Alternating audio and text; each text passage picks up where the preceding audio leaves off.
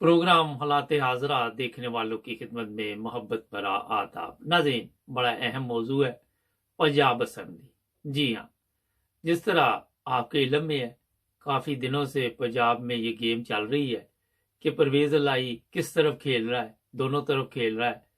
मैंने बेशुमार लोगों के साथ प्रोग्राम किए, मगर एक बंदे ने भी 100% परवेज़ लाई के बारे में ये नहीं कहा कि परवेज़ लाई इमरान खान के साथ मुखलस है। हमारे दोस्त होंगे पाकिस्तान से, उनसे भी पूछेंगे कि क्या चल रहा है और क्या सूरत हाल है। अस्सलाम वालेकुम सर। वालेकुम अस्सलाम। मैंने कहा क्या हालात चल रहे हैं, परवेज लाई अब क्या करेगा? परवेज लाई उम्मीद है 99% का वो अदम इत्मीनान का वोट लेगा और इसी तरह असम्बलियां भी शायद डिजॉल्व कर। नहीं, अब क्या हुआ? क्योंकि क्योंकि वो वो आंखें दिखा रहा था ना पिछले दिनों से। नहीं नहीं, मैं बताता हूँ आपको बात। जी। वो आप एस्टेब्लिशमेंट की गोद में छोड़ के उसके ऊपर भी चढ़ जाए ना, तो उसकी अगर जो बका है ना, वो है पीटीआई के साथ।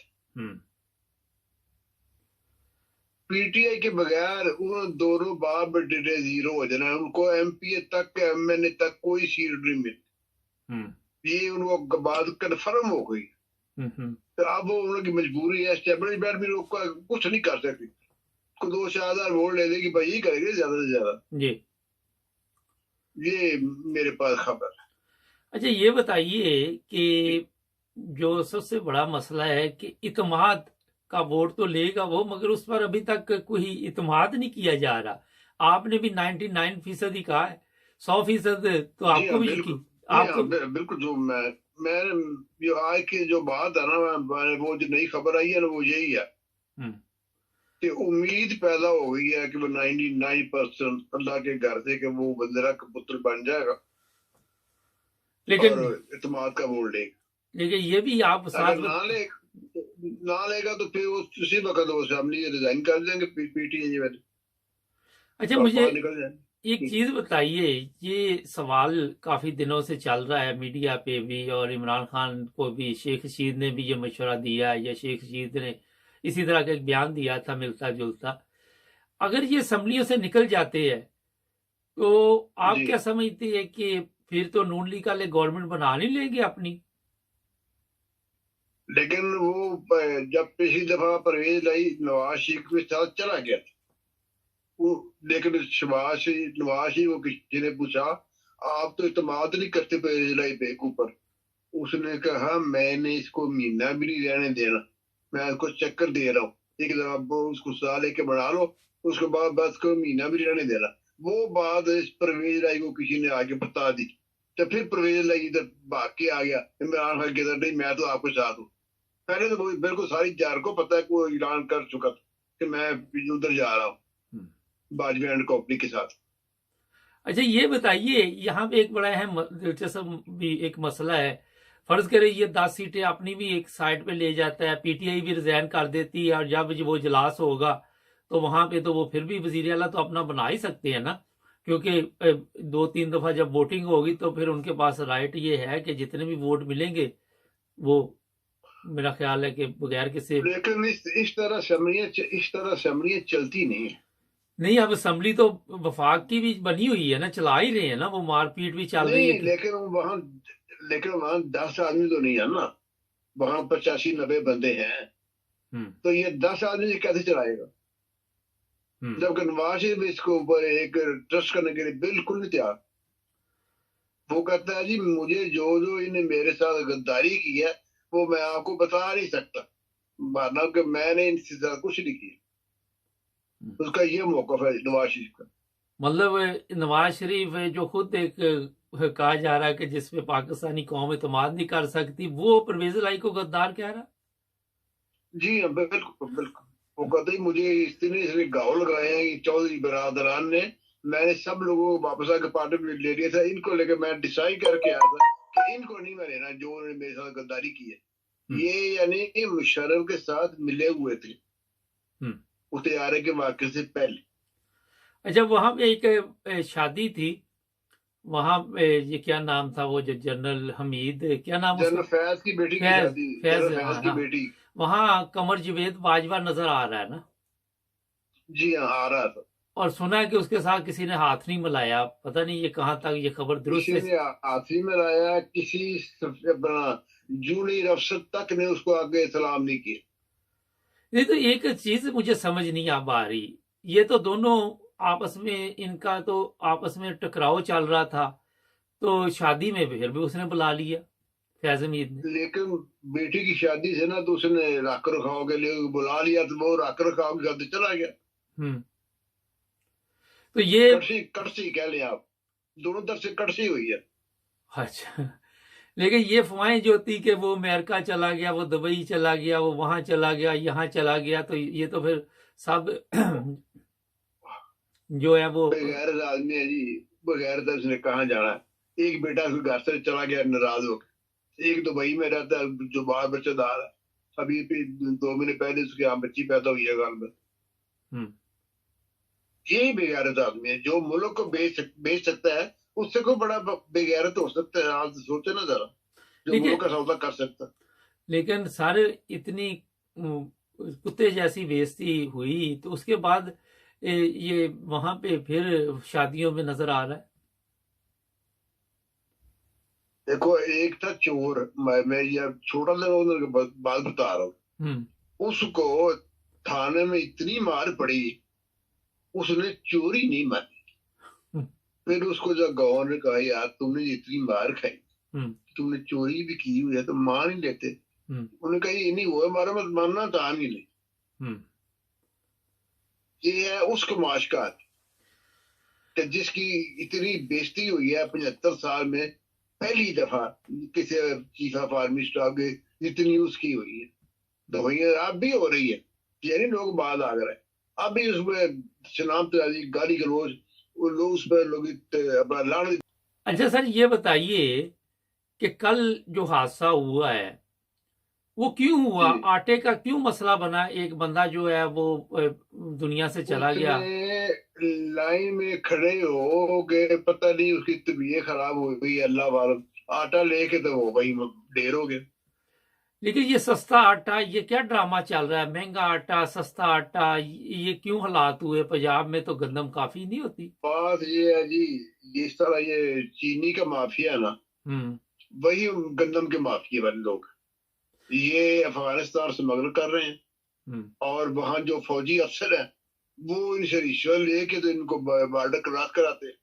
और जो रास्ते में चौकियां हैं, उन्होंने अपना रेड कर किया हुआ है। पता नहीं, मुझे ये नहीं पता, 1000 किया, 2000 किया, 3000 किया पर ट्रक, वो ले रहे हैं पुलिस वाले। तो जब बॉर्डर में पहुंचते तो फौज नहीं लेती है पैसे उनसे, तो वो भी बॉर्डर पर पार करा देते हैं।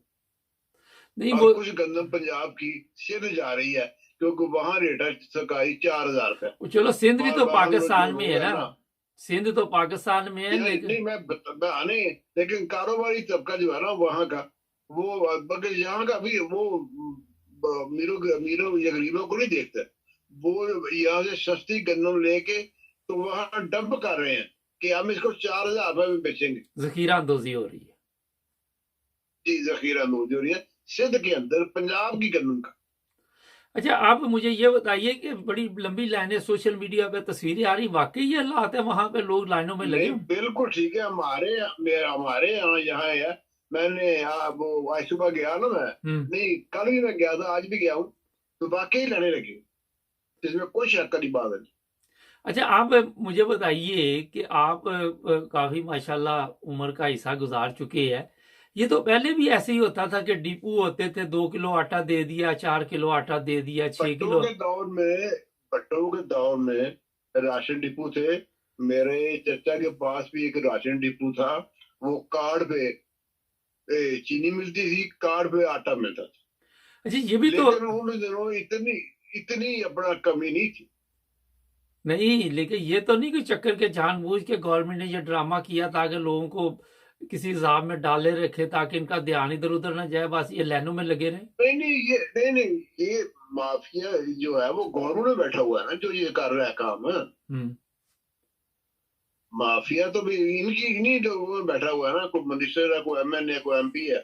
कोई अपना बासर आदमी है, कोई ताजर है, इनका मिलने जुलने वाले वही कर रहे हैं, और मैं कर रहा हूँ, आप कर रहे हैं। अच्छा, अब ये भी एक मसला वहां पे है कि आटे के बगैर गुजारा नहीं है, लोगों के पास पैसे नहीं है, आटे का रेट बढ़ गया है। आटे का रेट जैसे ही बढ़ा है, लोग लाइनों में लग गए हैं, जाहिर है काम काज का भी अर्ज हो रहा होगा।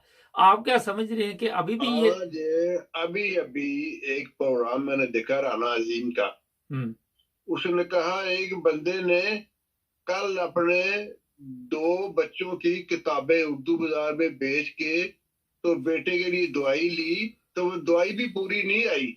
हम्म आज फिर वो 2 बस्ते अपने दोनों बकाया बेटे को बेच के ते वो वापस घर गया कि चलो इससे शायद रोटी भी आ जाए और मेरे बच्चे की दवाई भी। ये आज का वाकया है, आज का ये बनने वाला तो कल का वाकया है ना, ये बस्तों वाला आज का वाकया है, अभी 2-3 घंटे पहले की बात। अच्छा, ये बताइए कि अब वो बंदा मर गया जिसके बच्चे थे 9, और आटा जी बेचारे के पास पड़ा हुआ, मीडिया जो सोशल मीडिया तस्वीर चल रही है, वो कौन जी। पालेगा बच्चे? अब कौन उनका ख्याल रखेगा? गवर्नमेंट करेगी पाकिस्तान की? यहाँ नहीं जी, नहीं, पाकिस्तान गवर्नमेंट क्या करना। देखे मुबारक साहब, हमारा तो सच्ची बात है, एक है मुहावरा कि हम्म अल्लाह मालिक है, साडा तो सही बहन हो ना, जो है ना वो है ही अल्लाह मालिक, बस। हम तो उसी पे तकिया करते हैं, उसी पे ट्रस्ट करते हैं, trust always trust in God, अच्छा, बस। कितना फर्क है उसी पे सस्ता? भरोसा रखो, उसी से उम्मीद लगाओ, इंशाल्लाह वो कर्म कर दे। कितना फर्क है सस्ते आटे का और महंगे आटे का? सस्ता आटा कौन सा ये, आप कुछ ने कहा। नहीं, वो कहते हैं कि वो सस्ता आटा लेने की लाइनें लगी हुई हैं। मेरा ख्याल है 30% लेस है, मेरा ख्याल 30%। देखिए, गरीब के लिए तो 30% ही बड़े पैसे हैं ना।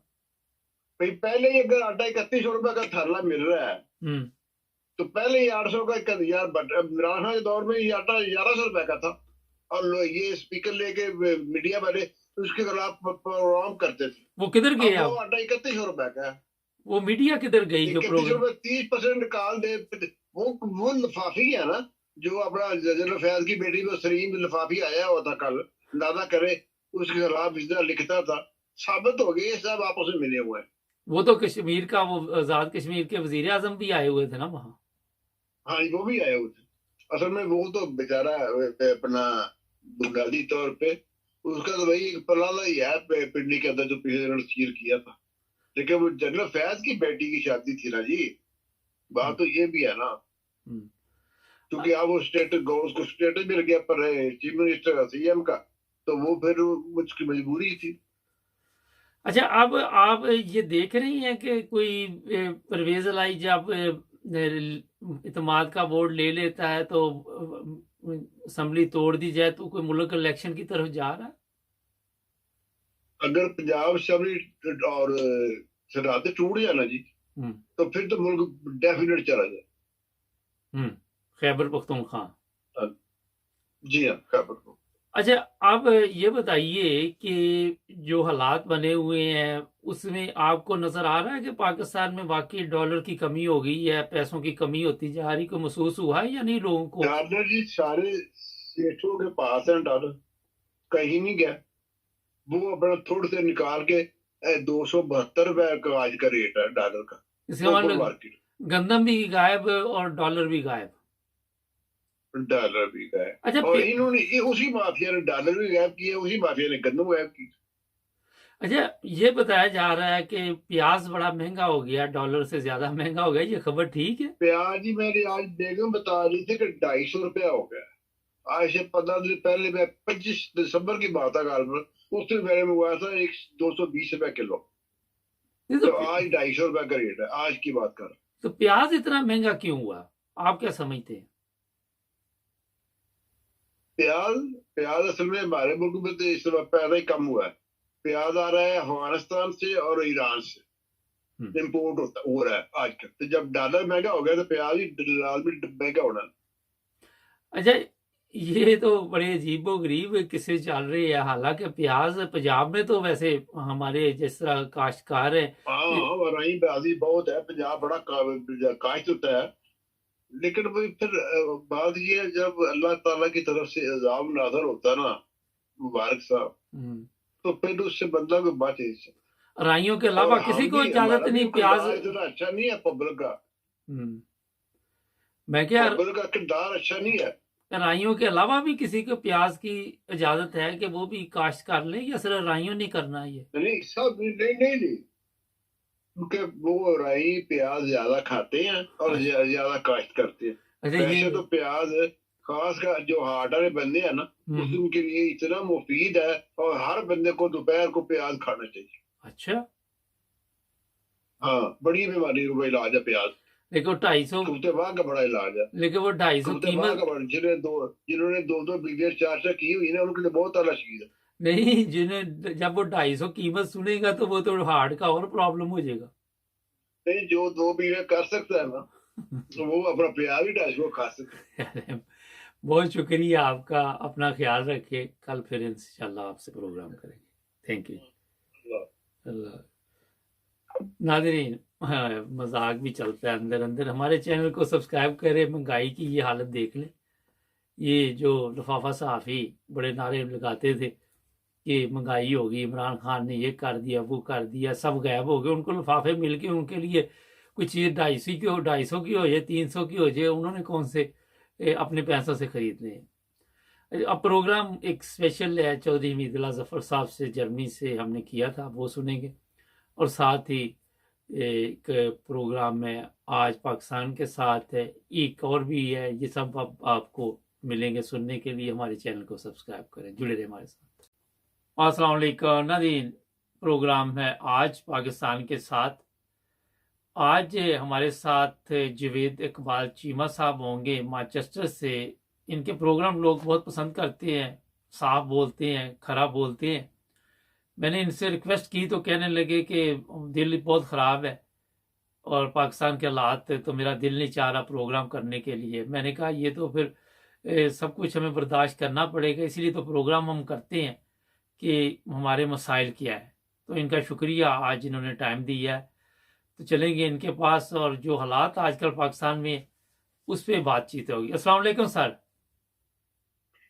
वालेकुम सलाम रहमतुल्लाहि बरकातहू। जनाब मुबारक साहब, क्या हाल है? ठीक जी है। अल्हम्दुलिल्लाह, बहुत शुक्रिया सर, आपने टाइम दिया। देखे, हालात इतने ख़राब होते जा रहे हैं पाकिस्तान के कि जैसे आप पहले प्रोग्रामों में बताते रहे कि हमें कुछ ना कुछ सोचना पड़ेगा, मगर अभी तक कोई ऐसी चीज़ सामने नहीं आ रही।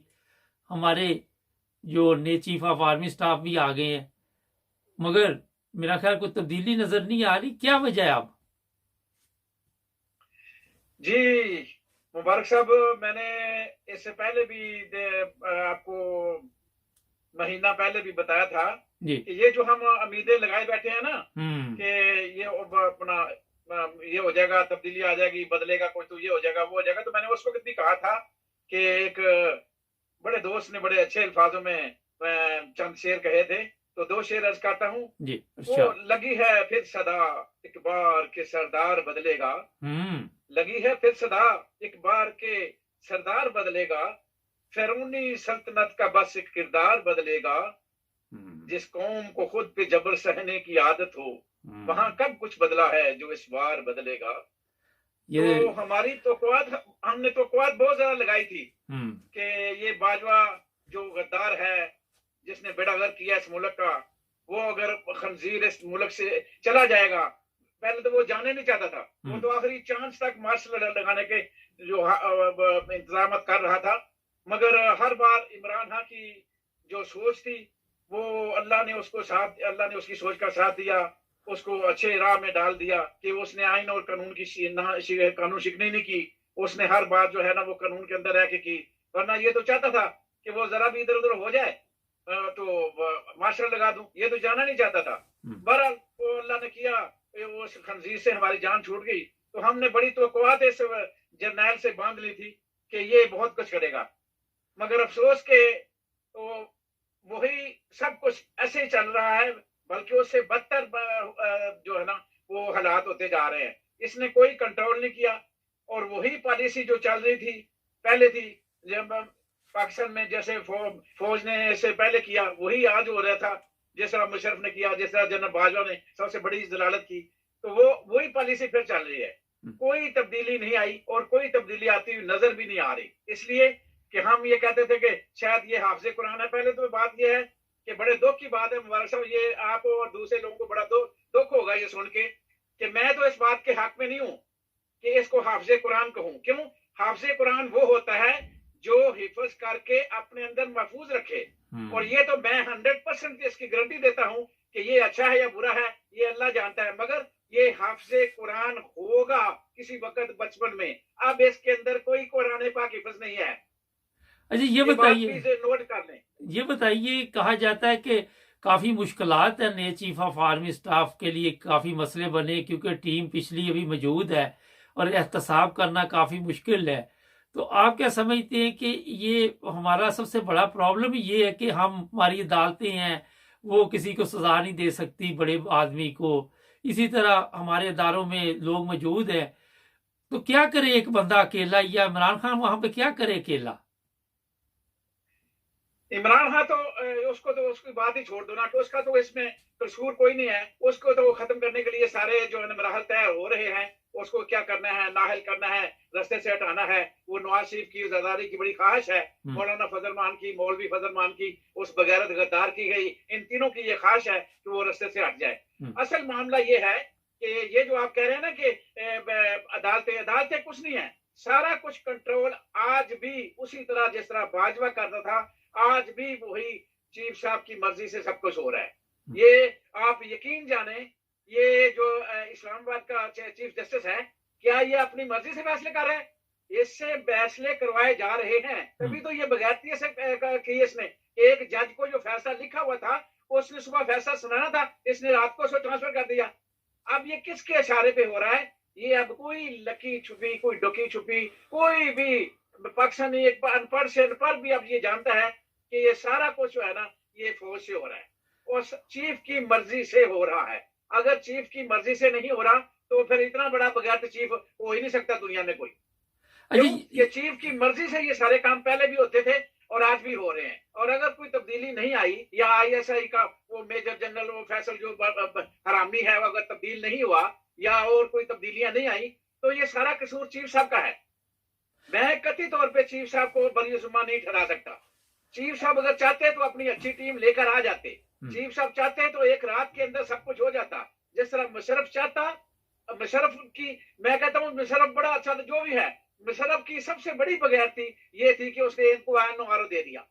अगर उस वक्त नवाज शरीफ को हैंग कर देता तो आज ये पाकिस्तान के ये हालात ना होते, मगर मुशर्रफ ने सारी गलतियां एक तरफ, सबसे बड़ी गलती उसकी ये थी।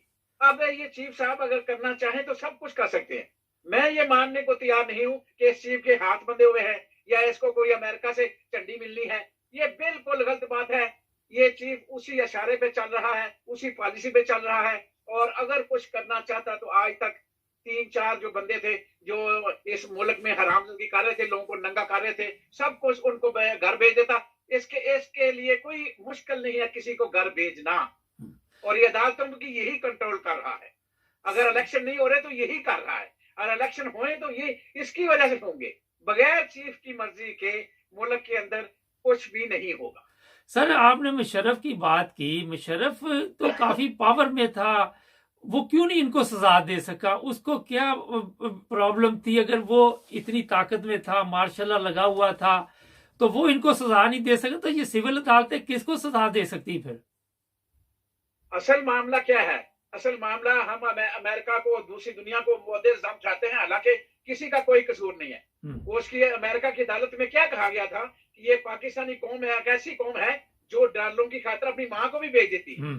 तो मुशर्रफ साहब हूँ या जनरल ज़िया हूँ या जनरल याया हूँ, जनरल याया हो वो क्या शराबी था, बेड़ागर्क हो गया, मुल्क दौलत हो गया।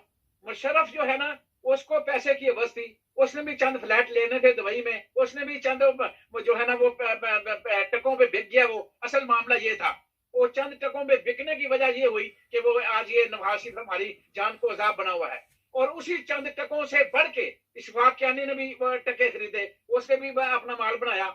जनरल राइल ने भी माल बनाया। अब इसने जनरल बाजवा ने तो पैसों की खातिर ना, ये जन जारो जमीन, ये तो प्रॉपर्टी डीलर था, बगैरत का बेटा। ये तो प्रॉपर्टी का जब बिजनेस करने वाले हुकूमत में आ जाए तो अब तो सारा सियासतदान भी प्रॉपर्टी का कारोबार कर रहा है, ब्यूरोक्रेसी भी प्रॉपर्टी का कारोबार कर रहा है, अदालतों के जजों भी प्रॉपर्टी का कारोबार कर रहे हैं। तो जर्नैल ने भी इसने भी प्रॉपर्टी का इतना कारोबार किया कि इसको को पूछने वाला है कि तेरे पास जो इतनी दौलत आ गई इन 5-6 सालों के अंदर वो कहां से आई, कोई नहीं पूछने वाला। अगर इसको कोर्ट मार्शल इसका हो जाता या इसको अभी कोई इनिशिएटिव हो जाता, कोई इसको पकड़ दकड़ होती तो फिर पाकिस्तान की 25 करोड़ आवाम ये देखती कि हाँ तब्दीली आई है। तो अगर इसके खिलाफ कोई केस नहीं होना, इसके से पूछना किसी ने नहीं है, तो फिर दूसरे जनरल भी ऐसी करेंगे। अब सारे जनरल तो बुरे नहीं है, अब सारी फौज तो बुरी नहीं है, मगर देखा देखी हारे को फिर लालच तो आ जाता है ना।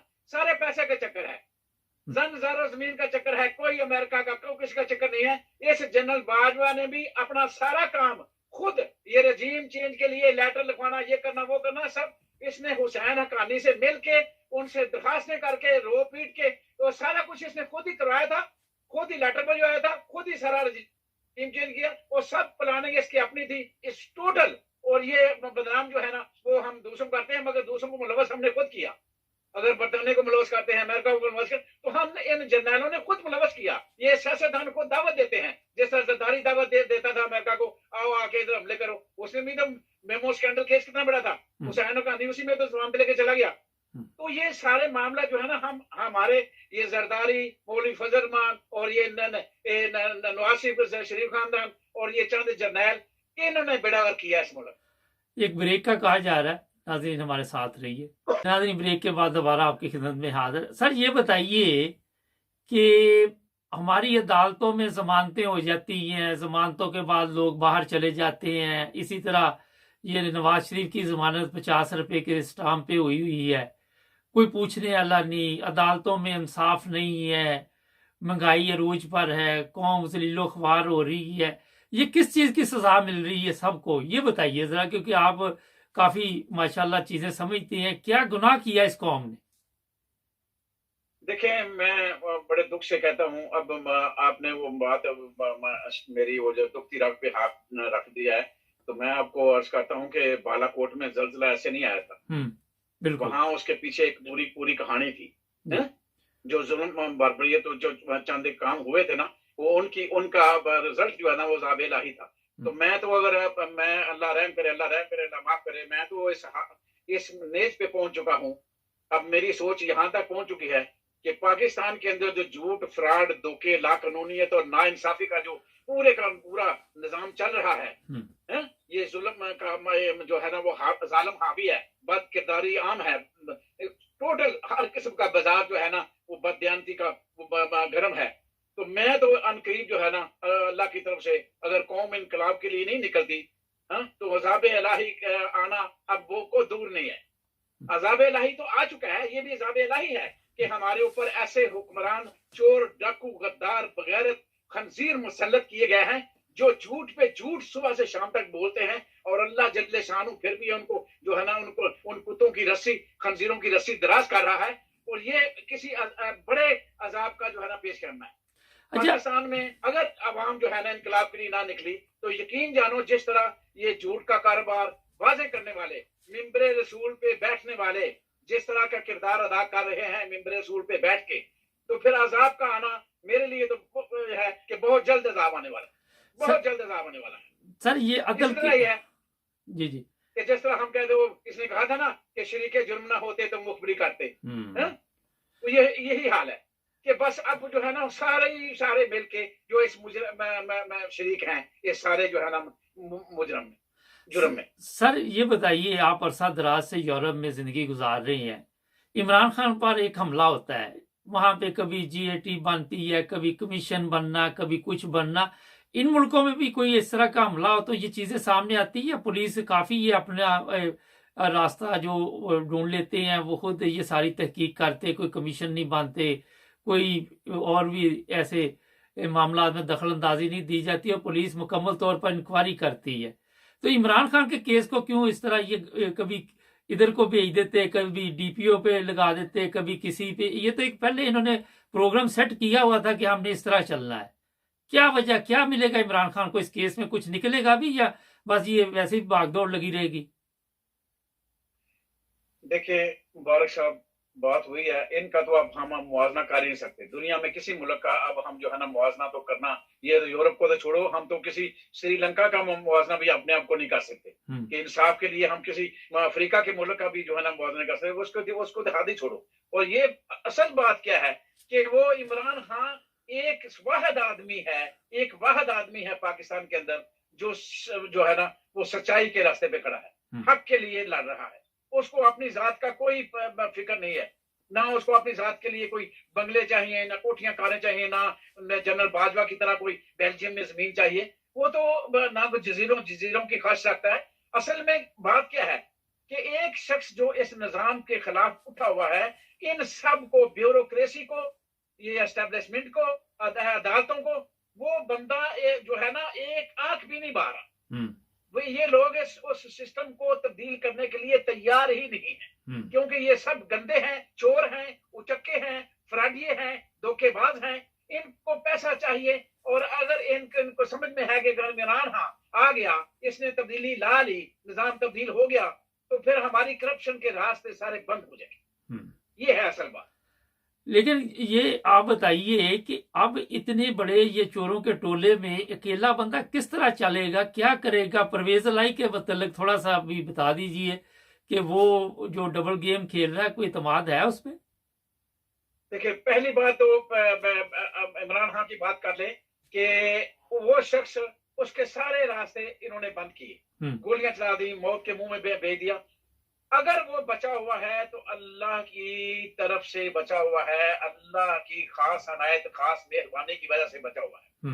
और अगर इस मुल्क में अल्लाह जल्ले शानहू जो जरा सा भी अपना, जरा सा भी कैसे कहते हैं, नरम रवैया, अगर जरा सा भी अल्लाह जल्ले शानहू मेरा जो है ना वो हमारे कोई किसी मेहरबान की वजह से अगर अल्लाह जल्ले शानहू अजाब नहीं ला रहे, तो अल्लाह, इसका मतलब है कि अल्लाह जल्ले शानहू चाहते हैं कि इस मुल्क में तब्दीली आए। अगर उसको बचा रहे हैं तो फिर खास मकसद के लिए अल्लाह जल्ले शानहू उससे को काम लेना चाहते हैं, वरना उसकी मौत के सबब सुबह से शाम तक बनते रहते हैं। अगर वो बच रहा है तो सिर्फ अल्लाह जल्ले शानहू के साया की वजह से बच रहा है कि अल्लाह जल्ले शानहू हो सकता है उससे को काम ले। दूसरी बात आपने कही परवेज इलाही की, तो परवेज इलाही के बारे में मैं एक बात आपको कह दूं, ये उसी टोले का जो है ना हीरो है, उसी टोले का सरदार है, उसी टोले का बेकाऊ माल है, उसी टोले का किरदार है।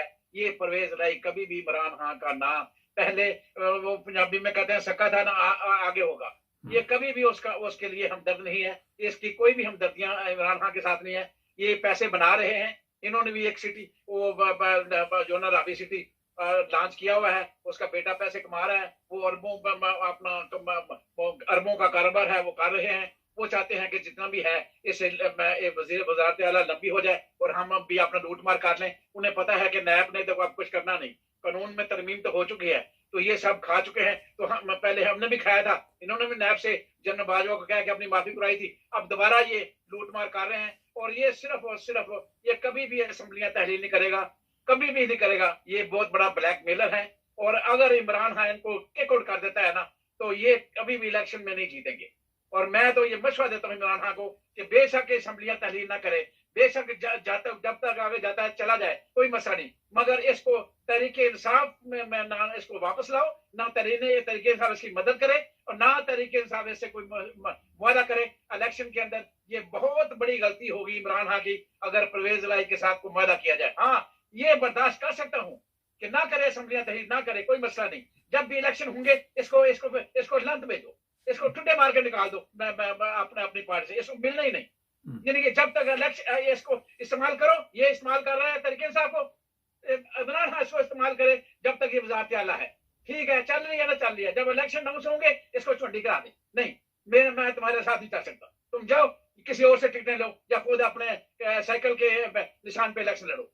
अगर तरीके इंसाफ ने परवेज इलाही के साथ को वादा किया तो तरीके इंसाफ को बहुत बड़ा नुकसान होगा, और ये शातिर शख्स कभी भी इस मुल्क का या इमरान खान का दर्द नहीं है। ये उसी तरह बाजवा का टोला है, ये गद्दारों का टोला है, ये बदकिरदार लोग हैं, इनको हवस है इक़्तिदार की, पैसे की। ये वही है, ये नवाज शरीफ हो, इसमें कोई फर्क नहीं। सर ये तो कहता है कि मैंने इस्लाम की बड़ी खिदमत कर रहा हूँ, मैं अपने पैसों से एक मस्जिद बनवा रहा हूँ, और वो बड़े ऐलान कर रहा है कि मैं काफी तब्दीली ला रहा हूँ, इस्लाम के लिए बड़ा जिहाद कर रहा हूँ। कौन कह रहा है? परवेज इलाही कहता है अपने पैसों से मस्जिद बनवाऊंगा और बहुत बड़ी मस्जिद होगी तुर्की स्टाइल की। ये बड़े ड्रामेबाज हैं, ये बहुत ड्रामेबाज हैं, ये हर जरदारी के पास पहुंच जाते हैं, ये मौलवियों के पास पहुंच जाते हैं। ये इन्होंने अपना मतलब लगाने के लिए किसी कुत्ते को भी बाप कहना पड़े तो कह देते हैं। इनका कोई माई बाप नहीं है। कभी इनका बाप जुनीजो था, जैसा नवाज शरीफ का बाप कभी जुनीजो था, कभी बाप जनरल ज़िया-उल-हक था, उसका भी बाप बदलते रहे, इसके इनके भी बाप बदलते थे। ये परवेज मुशर्रफ भी इनका बाप था, जनरल ज़िया भी इनका बाप था, वो सारे इनके बाप थे। ये जो भी इनको इख्तियार में लाता है वो इनका बाप है। ये सबको बाप और डैडी जी, जनरल बाजवा भी इनका डैडी था। ये इनका कोई जो है ना जमीर नहीं है, कोई कुछ नहीं है। ये सिर्फ और सिर्फ इस मुल्क के जो है ना गद्दार हैं, सारे पैसा लूट रहे हैं, पैसा बना रहे हैं। इनको एक ही लफ्ज आता है, मिट्टी पाओ। ये मिट्टी पाने वाला जो है ना, ये लफ्ज ये इंतहाई खतरनाक है कि हर काम के ऊपर मिट्टी डालो, दफा करो दफा करो दफा करो दफा करो। ये बहुत बड़ी बगैरती है और ये लफ्ज इंतहाई बगैर लोग इस्तेमाल करते हैं बस। अच्छा ये बताइए कि इमरान खान को कोशिश की जा रही है दोबारा किसी तरह रास्ते से हटाया जाए, जहर देने की कोशिश की जा रही। इमरान खान को क्या करना चाहिए, ये हमारे जरा नाजरीन को बताएं। देखिए जी, इमरान खान को अपनी सेफ्टी तो हर इंसान को ठीक है, मगर वो बड़ा और तरह का इंसान बन चुका है। ओन चौधरी जैसे जो उसके बॉडीगार्ड हुआ करते थे, आज उसके खिलाफ बातें कर रहे हैं। वो मलंग टाइप आदमी का, नहीं वो उसको समझाओ भी तो समझेगा नहीं। वो तो जिधर भी जाता है मुंह उठा के चला जाता है। मगर एक बात है कि उसको अल्लाह के ऊपर यकीन है कि मेरी मौत का वक्त एक दिन मुय्यन है। बस ये यकीन ही उसको जो है ना इंतहा की बुलंदी होता यकीन है। ईमान कुछ भी नहीं है। अगर मेरा यकीन नहीं है तो मेरा ईमान लाया, मैं ईमान लाया, मैं ईमान लाया, मेरा कुछ भी नहीं है। ये दीन के अंदर सबसे बड़ा जो है ना ईमान का, ये इसका लिंक यकीन के साथ है। मेरा यकीन जितना पुख्ता होगा उतना ही मेरा ईमान का लेवल होगा। ये नहीं हो सकता कि ईमान का लेवल, यकीन का लेवल मेरा 10% हो और मेरा ईमान का लेवल 100% हो। नहीं, यकीन के लेवल के साथ ईमान को जोड़ा गया है। और अगर उस बंदे को जिस तरह यकीन है उसको कि वो यकीन की हद तक वो ना एंड पे चला गया है कि ठीक है जो होना है हो जाए, कोई मसला नहीं, तो फिर वो कामयाब होगा। जिसने भी किश्तियां जला दी वो कामयाब हो गया। अच्छा सर, एक बड़ा अहम मसला है यहाँ पे, बड़ा अहम सवाल है कि ISI पे ये इल्ज़ाम पिछले दिनों इंग्लैंड से एक रिटायर फौजी ने लगाया है कि वहाँ पे तमाशबीनी होती रही है, वहाँ पे जना होता रहा है, वहाँ पे रंगरलियां मनाते रहे हैं। आप क्या समझते हैं कि ये बात दुरुस्त हो सकती है?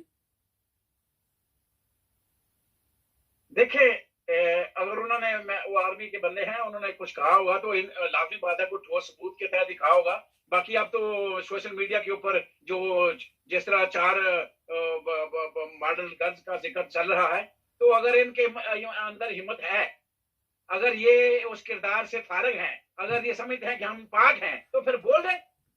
अगर इसका मतलब है ये नहीं बोल रहे, तरदीद नहीं आ रही, कहीं से भी जो है ना अपने दिफा के लिए नहीं बोला जा रहा, तो इसका मतलब है ये झूठे हैं। अगर मेरे ऊपर कोई इल्जाम लगाता है तो मैं फौरन मुंह मारता हूँ कि आओ कौन है बगैर जो मेरे ऊपर इल्जाम लगाए, तो फिर बोले ना। अगर ये सच्चे हैं, अगर ये पाक साहब है, अगर ये ज़ना नहीं करते रहे, अगर ये ISI के सेफ हाउसेस में उन मॉडल्स को ठहराते नहीं रहे, अगर उसको तो तगमा सदारती तगमा दिया गया था, तो महवज को, तो इसका मतलब है उस वक्त तो लोगों ने वो नहीं समझ आया, आज समझ आ गई है कि वो महवज को सदारती वार क्यों दिया गया था। तो ये तो आप बात सरेआम है। अगर इनके पास दफा करने के लिए कुछ होता तो बोले ना, आए ना मैदान में आके उसको चैलेंज करे ना कि कौन कह रहा है, तो फिर आए। क्योंकि इसका मतलब है इतनी देर से सोशल मीडिया पे बात चल रही है, जो जजीरों की चल रही है उसकी नफी हुई क्या? ऑस्ट्रेलिया के जजीरे की नफी हुई क्या? बेल्जियम के जजीरे की नफी हुई क्या? दूसरे राहील शरीफ ने या इशफाक यानी ने अपने सपोर्टरों को बुलाया, कोर्ट में गए। तो अगर इनके ऊपर कोई इल्जाम लगाया गया है तो फिर आए ना मैदान में, उसकी सफाई देना। तो इसका मतलब है इन्होंने सफाई नहीं दी, इसका मतलब है कि ये चोर हैं। अच्छा, ये बड़ी अहम बात आपने की कि कोई आके वहां पे प्रेस कॉन्फ्रेंस नहीं हुई। जब अरशद शरीफ कत्ल हुआ था तो ये फौरी तौर पे आपके सामने किस तरह प्रेस कॉन्फ्रेंस हुई, वो लोग भी सामने आ गए, वो लोग भी सामने आ गए जो कभी आए नहीं थे प्रेस कॉन्फ्रेंस करने के लिए। तो अब हाँ जी, अगर इनके ऊपर इतना बड़ा इल्जाम लग रहा है इतनी बड़ी तौहीन हो रही है, इतनी बड़ी इंसल्ट इनकी हो रही है, इनके ऊपर जो है ना इससे बड़ा इल्जाम क्या हो सकता है? इनको मर जाना बेहतर है। इन्हें जो इनके ऊपर इल्जाम लगाए गए हैं, तो वो उनकी इल्जाम की तस्दीक करें। ISSP आज जो वो है वो अब तो वो न्यूट्रल नहीं रहे, तो आए ना, करें ना प्रेस कॉन्फ्रेंस, या खुद ही अपनी प्रेस निकाल लें। कोई बसा नहीं है, सहाफियों को पैसे देते रहे हैं, अब मुफ्त कर लें। क्या ख्याल है? खाना भी ना दें, किसी को चाय ना पिलाएं, करें आगे प्रेस कॉन्फ्रेंस और आके कहें कि आए भाई, कौन कह रहा है हम जो है ना वो कटहरे में जाने को तैयार हैं। तो कटहरे में जाने से क्यों डर लगता है इनको? आए ना, फिर सेव करें अपने आप को, पेश करें ना किसी अदालत के अंदर। तो वो तो अदालत के पेश करने के बजाय अदालत के विरोध डालते हैं कि हमारा नाम भी ना आए, FIR हमारे नाम की ना कटी जाए, हमें अदालत में ना बुलाया जाए, हमारे खिलाफ JIT कोई एक्शन ना ले, कोई फिक्रा ना लिखा जाए। तो इसका मतलब है क्यों भाग रहे हैं? अगर तुम इतने सच्चे हो, इतने गैरतमंद हो, इतने सच्चे हो, इतने ईमानदार हो, तो आओ ना, फिर अपने आप को डिफेंड करो। अच्छा, क्यों रहे हो? सर आप समझते हैं कि मशरकी पाकिस्तान जब अलहदा हुआ तो जो इल्जामात उस वक्त लगे थे वो भी दुरुस्त थे? 100% दुरुस्त है, 100% दुरुस्त है। जनरल रानी आज भी वो आज तक वो जनरल रानी के सारे खानदान जो है ना वो घूम फिरे हैं। वो शराबी था, सबसे बड़ा क्या है, वो शराबी था। कोई किसी ने आज तक किया जनरल या शराबी नहीं था, जना करता था। किसी ने आज तक वो डिफेंड किया कि वो जना नहीं करता था? उसकी तो स्टोरियां, सारी स्टोरियां इसी तरह से जिस तरह आप छप रही हैं। शराबी भी था, जनाई भी था, सारे कारोबार होते थे, 2-3 नशे में रहता था, तो किसी डिफेंड क्या करना था? लोगों के सामने सारे उसके चेहरे थे, तो ये भी लोगों के सामने है सारे चेहरे, हर चीज लोगों को पता है। एक अनपढ़ से बेवकूफ इंसान जो पाकिस्तानी है ना, उसको भी पाकिस्तान में रहते हुए एक छाबड़ी वाला, एक रेडी वाला, सब्जी बेचने वाला, फ्रूट बेचने वाला, उसको भी पता है कि बाजवा ये जर्नैल, ये चम जर्नैल, ये चोर हैं, गद्दार हैं, बेगैरत हैं, खंजीर हैं। इन्होंने मुल्क का इतना नुकसान किया है कि मुल्क 100 साल पीछे चला गया। अच्छा सर, 100 साल पीछे चला गया मुल्क, मगर आप देख रहे हैं कि जो इल्जामात हमारे अफीसर पे लगते हैं, कभी दूसरे ममालिक, हमारे जो हमसाया ममालिक, उनके अफीसरों पे नहीं लगे। और वो आप हमारे अगर जनरल बाजवा अरबपति बन गया तो उनका कहते हैं कि 28 लाख रुपया का मालिक है, जो chief of army staff India का है। तो लोग अब हमारा सोशल मीडिया पे मजाक उड़ाते हैं, इंडिया भी प्रोग्राम करता है, वो भी उड़ाता है, तो हम खुद अपना मजाक बने हुए हैं आज दुनिया में। अब तो मैंने पहले अर्ज किया कि अगर इनके अपने आप को समझते हैं इस काबिल कि भाई ये सब कुछ हमारे ऊपर गलत इल्जाम लगना, तो नहीं ना डिफेंड किया किसी ने, तो दुनिया जानती है। अब हमसे ज्यादा तो इंटरनेशनल जो है ना वो मीडिया वो जानती है कि इन्होंने कहाँ कहाँ इनकी प्रॉपर्टी, कहाँ कहाँ इनके अकाउंट है, कितने कितने पैसे अमेरिका के अंदर। देखना एक मामूली सी बात है, वही होटल जो अमेरिका में रोजवेल्ट होटल, और पहले इमरान खान के दौर में कहते थे जुल्फारी खरीदा, जुल्फी बुखारी खरीद लिया, वो नहीं बिका। अब वो औने पौने दामों जो है ना वो ले गया वो अपना इसकी मरियम का जो है ना वो बेटे का सुसर। तो ये सारी गेमें क्या हो रही हैं? क्या इसमें ब्यूरोक्रेसी की आंखें बंद हैं? क्या फॉरेन ऑफिस की आंखें बंद हैं? क्या जर्नैलों की आंखें बंद हैं? क्या चीफ जस्टिस की आंखें बंद हैं? पाकिस्तान में ना कोई सिस्टम है, ला कानूनियत है, ना इंसाफी का दौर है, बगैरती, बेशर्मी, बेहयाई, बददियानती का दौर है। इसलिए मैं अर्ज कर रहा हूँ कि हम करीब अगर कुछ ना हुआ तो फिर अगर चीफ साहब ने कुछ ना किया तो फिर अज़ाब इलाही का इंतजार करें। इंशाल्लाह फिर हम सब डले जाएंगे उसमें और सब तबाह होंगे। पहले भी तो बर्बाद हो चुके हैं, बाकी रहा क्या है हमारे पास? रह क्या गया है? ना इज्जत रही, ना वकार रहा है। दुनिया के अंदर हम तमाशा बन चुके हैं। तो अभी मजीद क्या, मजीद अज़ाब इलाही का इंतजार करें। वो बालाकोट जैसा अज़ाब आ जाएगा तो फिर ठीक है, अल्लाह खैर।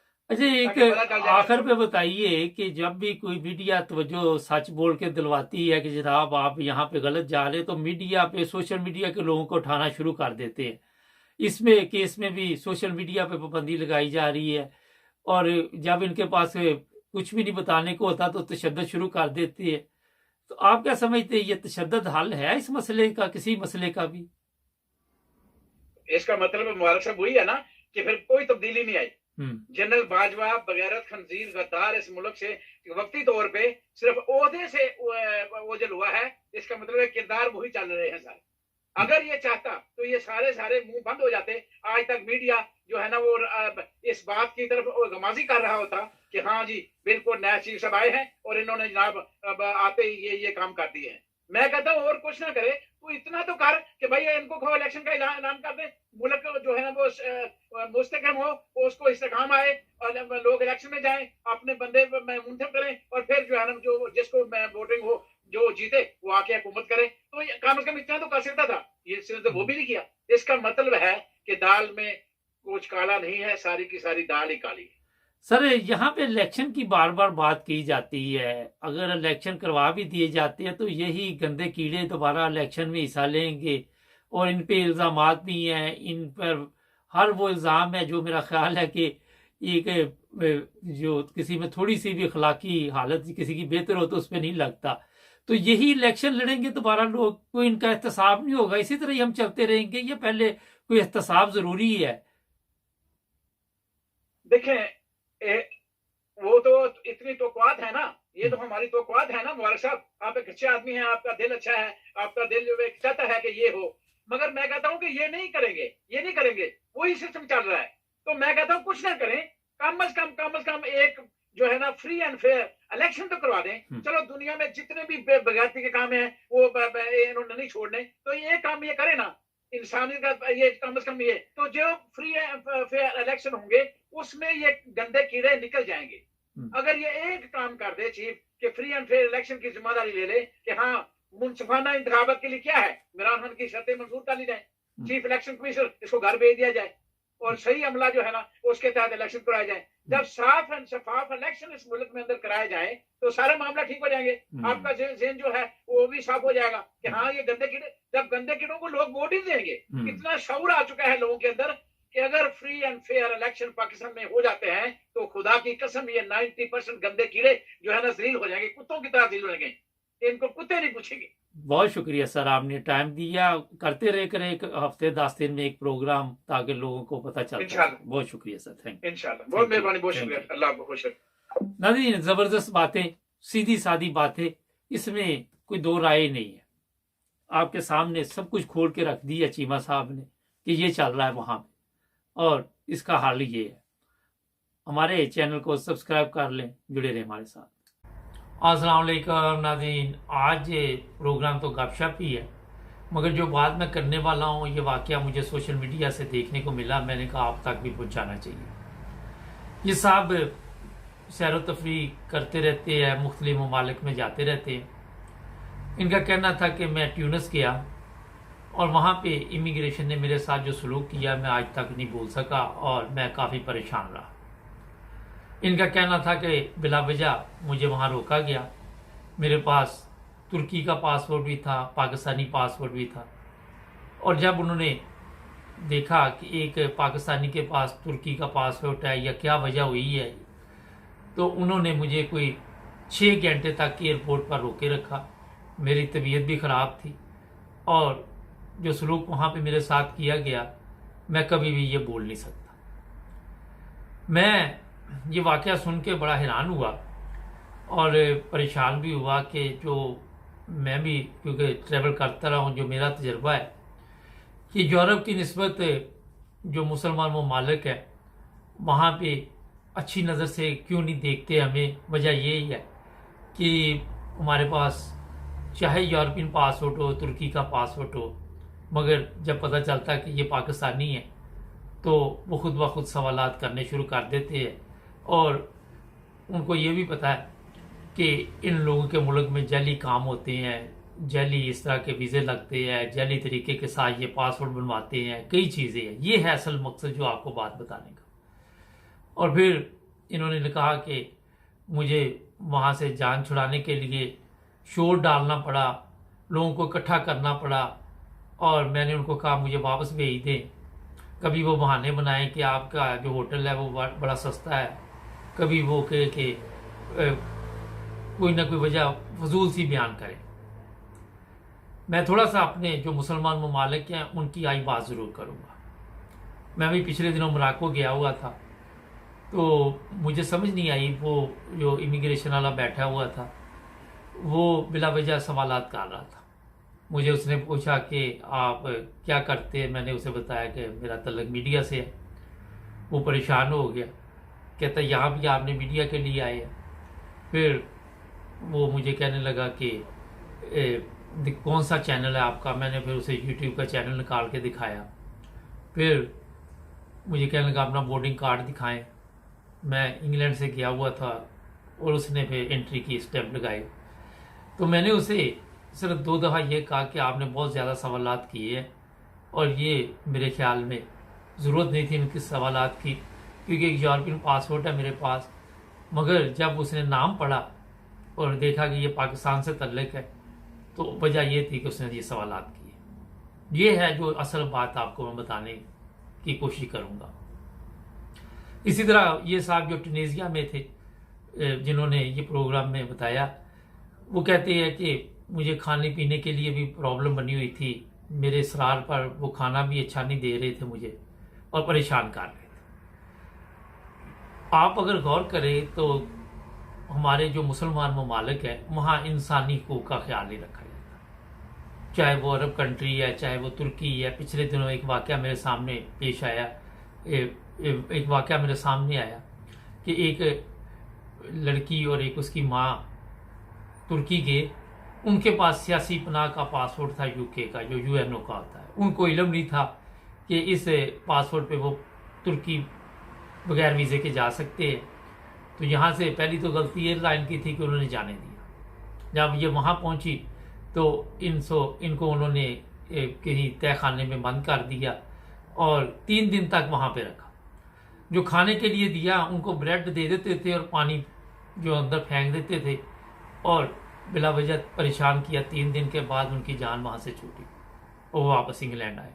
अगर उनके पास वीज़ा नहीं है तो आप उसे डिपोर्ट कर दें, मगर वहाँ पे 3 दिन आप नीचे उन्हें तय खाने में बंद करके क्या बताना चाहते हैं। ये ममालिक अगर मेरे से पूछे, टुनीजिया है, मोरक्को है या तुर्की है, ये ज़्यादा इनका तल्लक जो सिस्टम है वो चलता है। जो लोग बाहर से सैर के लिए जाते हैं, जो वहाँ पे जाते हैं, वो खर्चा मर्चा करते हैं। इन ममालिक की हालत इसी से कुछ बेहतर हुई है, ये चल रही है और इनके पास कोई चीज़ नहीं है। मगर वहाँ पे जब आप लोगों के साथ ये सलूक करते हैं तो फिर आपके इल्म में है कि जब सोशल मीडिया पे इस तरह के प्रोग्राम आएंगे तो लोग बहुत कम जाते हैं। अगर आप यूरोप में आते हैं, ठीक है, किसी वजह से आपको रोक लिया गया है, इंग्लैंड लगा ले, जहाँ भी स्टूडेंट आते हैं काफ़ी देर उनको रोक लेते हैं, मगर इंसानी हकूक़ का ख्याल रखा जाता है। यहाँ तक होता है कि वहाँ उनके कोई खाने पीने का बड़ा टाइम पे कुछ ना कुछ उनको, या वहाँ पे उनको आज़ाद छोड़ दिया जाता है एयरपोर्ट पे, या वहाँ पे कोई ऑटोमेटिक मशीन लगी होती है, आप कॉफ़ी निकाल लें, आप चिप्स निकाल लें, कोला निकाल लें, फांटा निकाल लें, और ये सूरतें होती है यहाँ। अगर जर्मनी है, यूरोप के किसी मुल्क में, तो वहाँ भी खाने पीने का बड़ा कुछ ना कुछ उनका ख्याल रखा जाता है। अगर कोई मरीज़ है, ये जो टुनीजिया में गए दोस्त, ये कहते मैं बीमार भी था, डॉक्टर भी उन्होंने बुलाया, वो समझ रहे थे मैं ड्रामा कर रहा हूँ। असल में कसूर उनका नहीं है। एक तो हमारे मुसलमान ममालिक में इंसानी हकूक़ का वैसे ही ख्याल नहीं रखा जाता, हमने ये सीखा ही नहीं है। अगर आप देख ले, हमारी जेलें देख लें, सऊदी अरब की देख ले, दुबई की देख ले, किसी मुल्क की भी देख ले, और यूरोप की जेलें देख लें, ठीक है, किसी ने गलती की है मगर उसके साथ यहाँ पे सलूक इंसानी हकूक़ के मुताबिक किया जाता है यूरोप में। मैं एक वाक़या इसमें बता देता हूँ। मेरे एक जानने वाले थे, किसी वजह से उनको पुलिस ने इंग्लैंड में गिरफ्तार कर लिया, और वो कहते हैं कि जब नमाज का टाइम हुआ तो पुलिस वाला मेरे पास आया और उसने मुझे जानमाज दिया, कहा वज़ू कर लो, नमाज का आपका टाइम। ये है इंसानी हकूक़, जहाँ पे आपकी इबादत का भी ख्याल रखा जाता है, जहाँ आपके खाने पीने का भी ख्याल रखा जाता है। मगर हमने ये चीज़ें सीखी नहीं। हमने क्यों नहीं ये चीज़ें सीखी, ये सवाल मैं आप पे छोड़ता हूँ। क्या वजह आप यूरोप को तरजीह देते हैं इस्लामी ममालिक की निस्बत? आप चाहते हैं कि सऊदी अरब में है तो तब भी यूरोप में आ जाएं, कनाडा में चले जाएं, अमेरिका में चले जाएं, दुबई में है फिर भी आपकी यही ख्वाहिश है। वजह ये है सबसे बड़ी कि पाकिस्तान के अगर लोगों की आप बात करें तो हमारे काम, मेरा ख्याल है कि अब दुनिया को पता चल चुके हैं। एक तो ये वजह है। दूसरा, आज मीडिया पे जिस तरह हमारे लोगों के बारे में मशहूरी होती है और फिर बताया जाता है कि हमारे पास खजाने में पैसे नहीं है, हमारे पास ये नहीं, हमारे पास वो नहीं, हम वो फ्रॉड करते, हम फलाने पैसे खा गए, ये खा गए, वो खा गए। असल में इस वजह से भी इज्जत का बेड़ा गर्क हुआ है, अगर मेरे से पूछे तो। क्योंकि हमारा मुल्क गिना तो यही जाता ना कि अमीर मुल्क नहीं है, और गरीब की आप देख रहे पाकिस्तान में अमीर लोग कितनी इज्जत करते हैं। लेकिन ये जो मुल्क टूनेशिया, ये भी कोई अमीर मुल्क नहीं है, ये भी हमारे से भी दो हाथ आगे है। फ्रॉड श्रॉड यहाँ पे भी उसने बताया कि टैक्सी वाला 15 दिन बन रहे थे, 50 खींच रहा था। मेरे साथ भी 1-2 दफ़ा मोरक्को में हुआ। इतने ये भी कोई साफ सुथरे नहीं है। जिस तरह यूरोप में आपके इलम में हर चीज़ सिस्टम के साथ है, किसी भी अरब मुल्क में, आपको दुबई में मेरा ख्याल है कुछ बेहतर है, लेकिन उसके अलावा कहीं पे भी चले जाए तो हर बंदा कोई ना कोई 2-4 हाथ करने के लिए तैयार होता है कि किसी तरह ये आया है, इसका छोटा तार लो। तो हमने ये पाकिस्तानी होने की वजह से अपनी बदनामी जो पाकिस्तान में हुई है, उसका हमें ये फल मिलता है। किसी मुल्क में भी जाते हैं तो वहाँ हमारे साथ सलूक अच्छा नहीं किया जाता, वो लोग हमें इज्जत नहीं देते। इज्जत उन्हीं कौमों की होती है जो अपनी इज्जत बनाते हैं। हमारे पास यूरोपियन पासपोर्ट हो, हमारे पास तुर्की का पासपोर्ट हो, जापान का हो, कुछ भी हो, हमें शक की नज़र से देखा जाता है। क्यों देखा जाता है, ये भी एक सोचने लिए। हम जब यूरोपियन पासपोर्ट मिल जाता है तो बड़े खुश होते हैं कि जनाब बल्ले बल्ले होगी हमें यूरोपियन पास, ठीक है, हमें सहूलत है, कहीं आने जाने के लिए वीज़े वगैरह की ज़रूरत नहीं है।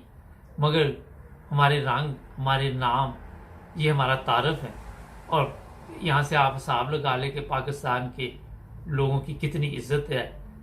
उसके मेरा ख्याल आपको बेशुमार सोशल मीडिया पे वाक़यात मिल जाएंगे जिन लोगों को ये दिलचस्पी होती है, जिन लोगों को ये पता है कि हम जब किसी दूसरे मुल्क में जाते हैं तो कितने सवालात किए जाते हैं। पाकिस्तानी पासपोर्ट पे यहाँ पे आप इंग्लैंड आ जाएं, आपके पास इंग्लैंड का असली वीज़ा हो, अमेरिका चले जाएं असली वीज़ा भी हो, फिर भी वो सवाल शुरू कर देते हैं। वो आपके वीज़े पर तो देखती है, लेकिन उसके बावजूद वो आपको वापस रिपोर्ट कर सकते हैं, उनके पास ये राइट है। आपके पास वीज़ा भी है, अगर आप उनकी बातों का, सवालों का जवाब नहीं दे सके, उन्हें मुतमिन नहीं कर सके, तो वो जो दूसरा जहाज जा रहा होता है वापस, उस पर वापस भेज देते।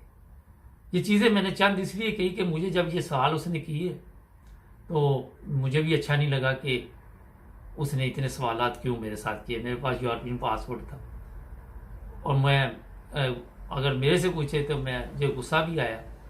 अगर वो और 2-4 सवाल करता तो शायद मैं कहता कि ये इसी जहाज़ की मैं ऑनलाइन टिकट बुक करके वापस चला जाता।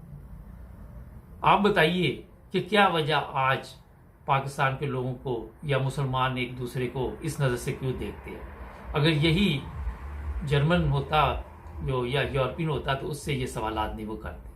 हमारे चैनल को सब्सक्राइब करें, जुड़े रहे हमारे साथ। अस्सलाम वालेकुम नाज़रीन, प्रोग्राम आज मुबारक के साथ। आज का प्रोग्राम बड़ा अहम है।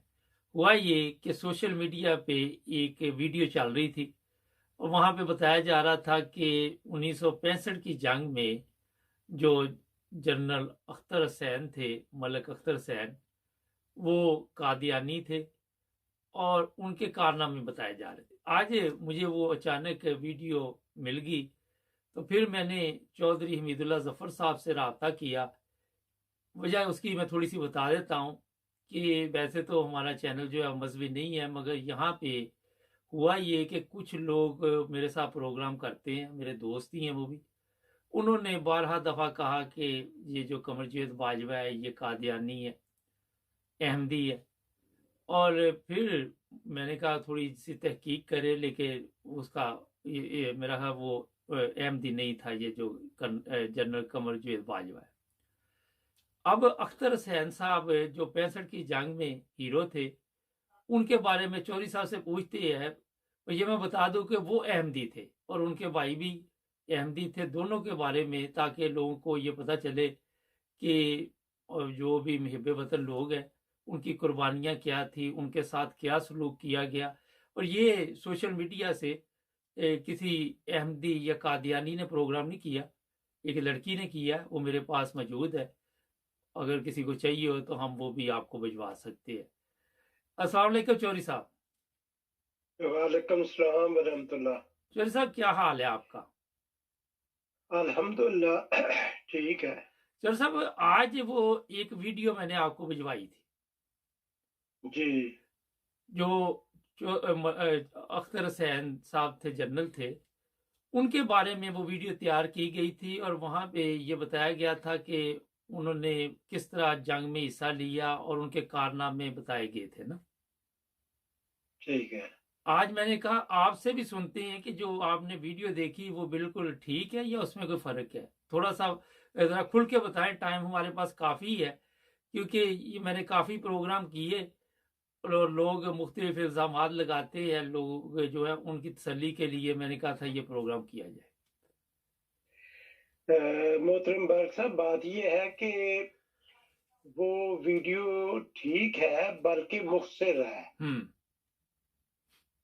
क्योंकि जनरल अख्तर हुसैन मलिक के बारे में जी 65 की जंग में और उसके बाद भी जो उस वक्त प्रिंट मीडिया भी आजाद था और दूसरा मीडिया भी आजाद था, उसमें जो मवाद शाया हुआ है जी और ये जो बयान किया गया है जो आप वीडियो का जिक्र कर रहे हैं, इसमें तो उसका कोई 1000वां हिस्सा भी नहीं है। अच्छा। मसला मैं आपको बताता हूँ। इसमें वीडियो में भी उन्होंने कहा कि वो शोरश कश्मीरी साहब ने नज़म लिखी, और फिर एक माहनामा था हकायत जी, उसके एडिटर थे अनातुल्ला साहब। उन्होंने तो अपने उस माहनामे में जनरल अख्तर मलिक पे बड़े बड़े लंबे मज़ामीन लिखे हैं। अच्छा, उसके बाद फिर ये है कि जो मुख्तलिफ दूसरे मसलन सियारा डाइजेस्ट था उसमें भी आया, उस वक्त के जो अखबारात हैं उस जमाने में जी कोई ऐसा अखबार नहीं है कि जिसमें अख्तर मलिक के मुतल्लिक उनकी जुर्रत, बहादुरी और उन्होंने जिस तरह शम जोड़िया में जंग लड़ी है उसकी तारीफ में बेशुमार वाकयात ना लिखे हो। अच्छा, फिर ये है कि उस वक्त बीबीसी पे भी अख्तर मलिक का नाम आ रहा था। अच्छा। बीबीसी जो था, लंदन से ये प्रोग्राम चलता था इनका, उसमें खबरें होती थी। फिर एक प्रोग्राम होता था सैरबीन। हाँ जी बिल्कुल। सैरबीन में खबरों का तबसरा होता था। जी बिल्कुल। तो उस सैरबीन में भी बीबीसी उर्दू सर्विस लंदन से अख्तर मलिक की तारीफों के पुल बांधे गए। फिर इस इंटरव्यू में जो उस खातून ने बताया है जी कि हिंदुस्तान का मीडिया जो पाकिस्तान का मुखालिफ मुल्क है जी, उसमें भी अख्तर हुसैन मलिक का चर्चा था। बिल्कुल। बल्कि फजाइया को इंडिया ने हुक्म दिया कि तुम जाके छम जोड़िया में ढूंढो अख्तर मलिक कहाँ है, उसको खत्म करो, ताकि जिस बहादुरी और जुर्रत के साथ और अपनी अजीम शान प्लानिंग के साथ वो छम जोड़िया के बॉर्डर पे आगे बढ़ता चला जा रहा है उसको रोका जाए। तो उस जंग में अख्तर मलिक की जुर्रत, बहादुरी, उसकी शानदार प्लानिंग से दुश्मन भी खाइफ था जी, और जो अपने थे वो तो दिन रात उसके गीत गाते थे। तो ये बात तो प्रिंट मीडिया या दूसरे मीडिया की बात है जी। फिर उस वक्त के जो हम असर लोग थे उनके जी, जनरल सरफराज का नाम उन्होंने ले किया, फिर एक नादर परवेज थे उनका नाम है, फिर और भी जो जनरल थे उन्होंने भी अख्तर मलिक की शानदार अल्फाज में तारीफ की और जो तब्दीली हुई उसके मतलब नापसंदगी का इजहार किया गया। अच्छा, थोड़ा बताएं तब्दीली कब हुई, कैसे हुई, ताकि लोगों को इल्म आए। मैं बताता हूँ कि बात ये है जी, अभी कुछ अर्सा पहले जी हमारा एक प्रोग्राम आ रहा है थिंक टैंक जी, जिसमें अयाज अमीर साहब हैं और डॉक्टर हसन अस्करी साहब हैं। डॉक्टर हसन अस्करी साहब बहुत बुलंद पाया मुफक्कर भी हैं और अल्लाह के फजल से उनका तबसरा भी अपने अंदाज में एक बेलाग तबसरा होता है। उस प्रोग्राम में अयाज मीर साहब ने भी इस बात का जिक्र किया जी कि आज तक पाकिस्तान में ये नहीं बताया गया हमें कि उस वक्त जनरल अख्तर मलिक जो था वो जिस बहादुरी से पेशकदमी कर रहा था और दुश्मन के रोंगटे खड़े हो गए थे, उस वक्त कमान को क्यों तब्दील किया गया। तो बात ये है कि असल में ये जो मंसूबा था ये अख्तर मलिक का अपना और एक दो दोस्तों के साथ उन्होंने इसको डिस्कस किया। अब ऐसी मंसूबे के लिए जो है वो पैसों की जरूरत होती है, फंड्स की जरूरत होती है जी।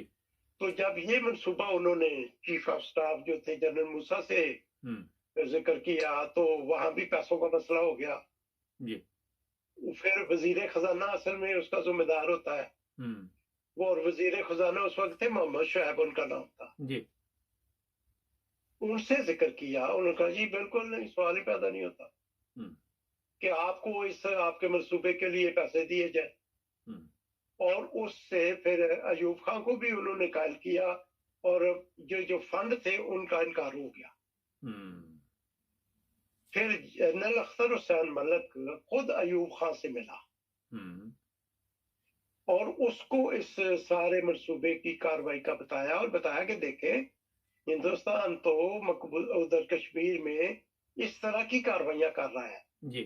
और हम अगर खामोश बैठे रहे तो ये तो ठीक नहीं है, इसलिए ये आप इसके बजट की मंजूरी दें ताकि हम अपनी कार्रवाई वहां पे जो है वो शुरू करें जी।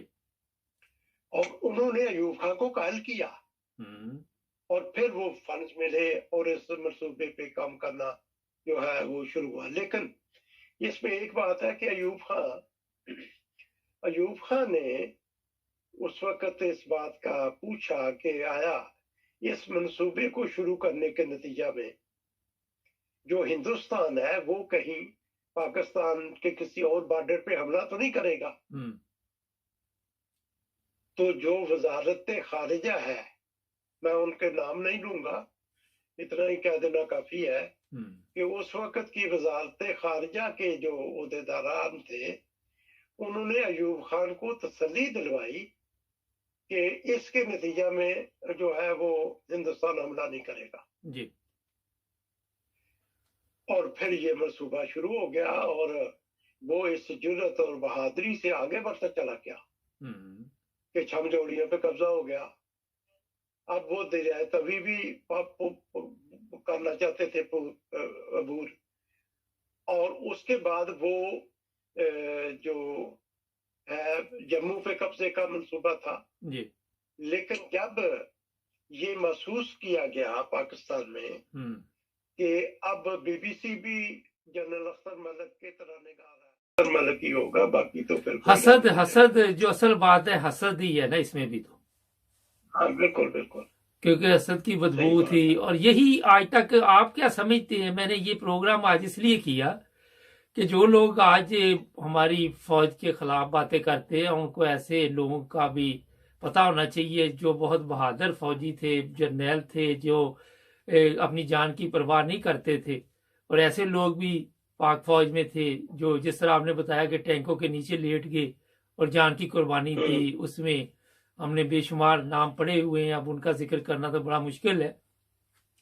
चौर साहब, ये हमारी जो आज हालत हुई है पाकिस्तान की, क्योंकि बुनियादी तौर पे तो पाकिस्तान ठीक चल रहा था, मगर आहिस्ता आहिस्ता ज्यादा अरसा फौज ने इक़्तिदार संभाला और आज सब फौज के ऊपर ही उंगली उठा रही है।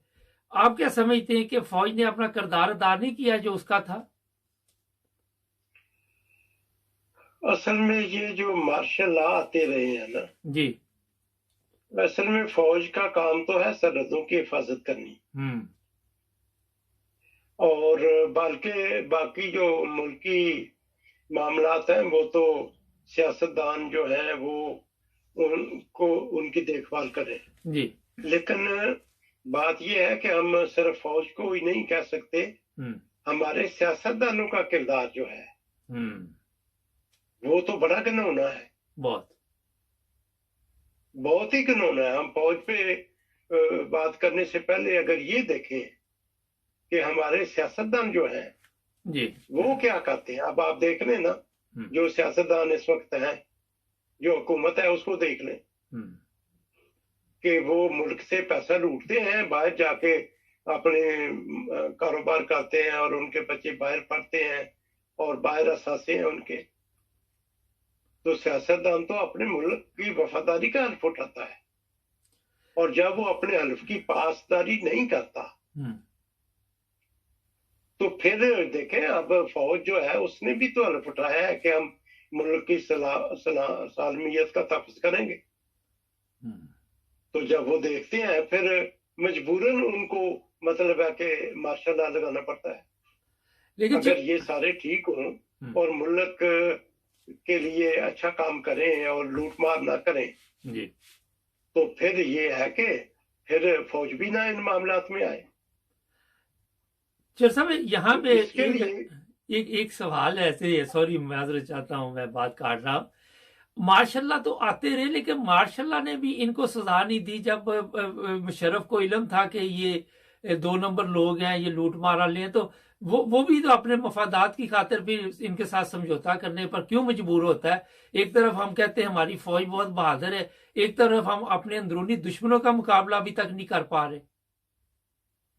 असल में बात यह है कि मुशर्रफ साहब जब आए थे तो वो फिर पहले तो चीफ एग्जीक्यूटिव थे, फिर आहिस्ता आहिस्ता ये जो कुर्सी है ना, कुर्सी का जो मजा होता है, नशा, ये फिर इंसान को कहीं से कहीं ले जाता है। तो फिर जो इक़्तिदार की ख्वाहिश है उन्होंने उसको ही अपना मतमय नजर बना दिया, और फिर आप देखें ना फिर उनका भी क्या अंजाम है।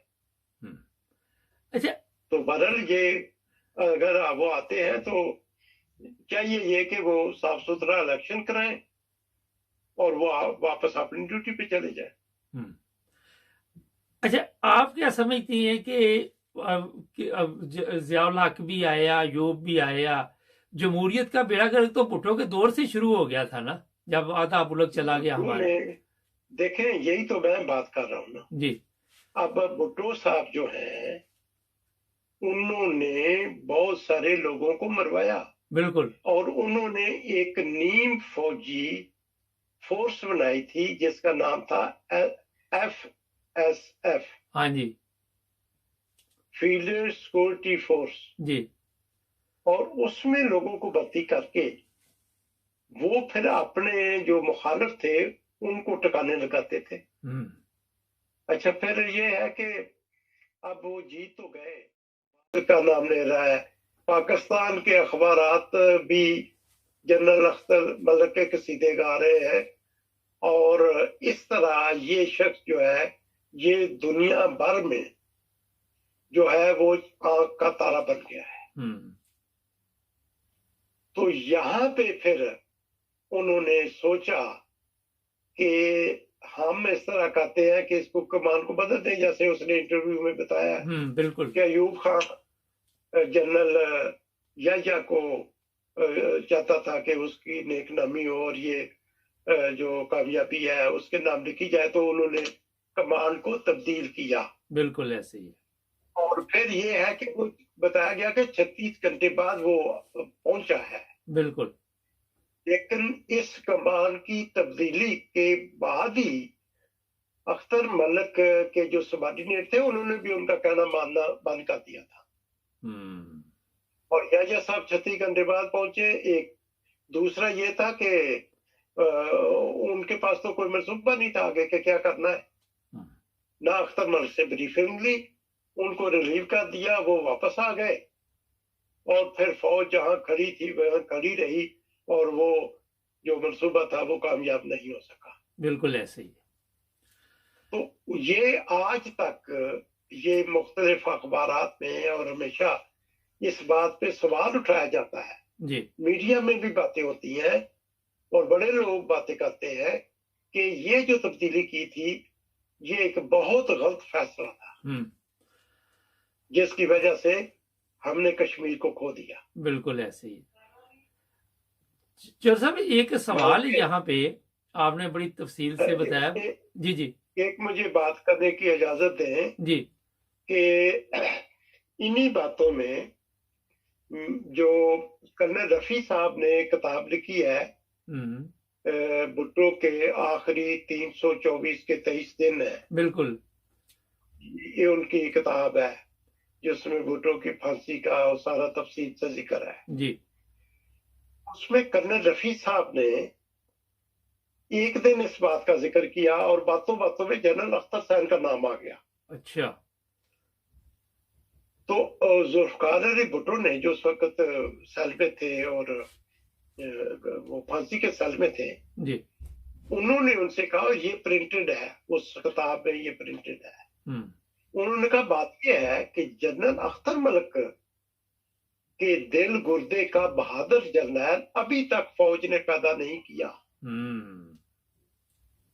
और मुस्कुराते हुए भुट्टो ने कहा कि वैसे तो बड़े जनरल रानी तो बहुत है लेकिन जनरल अख्तर जैसा जनरल फौज ने पैदा नहीं किया।